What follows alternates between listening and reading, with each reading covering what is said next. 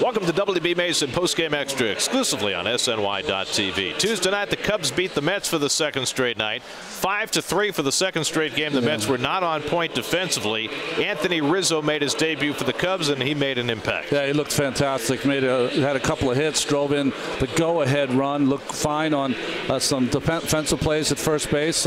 He did everything you had to do. The Cubs really scratched out some runs. They had a lot of infield hits against Dylan G.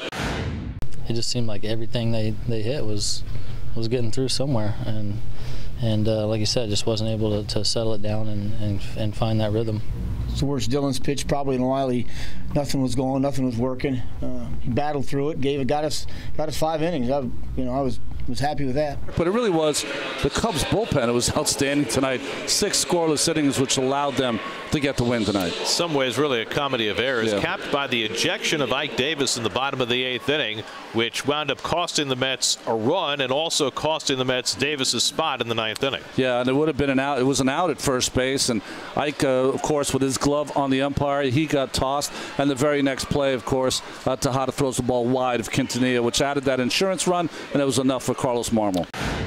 You know, we're in the ball game. We got 9th inning coming up. We've got, a chance to win the game still, and make a play. You think the guy's out. There's nothing wrong with playing with some emotion.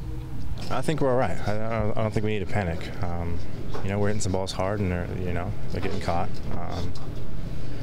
I think we've been making a few errors. So if we minimize that and keep doing what we're doing, I think we'll be all right. We've got to get a stop. We've got to turn it around right now. John Neese has got to give us a ball game tomorrow. We've got to start, playing with some energy, playing with some thought, and like we have been all season long. We were just 2 bad games.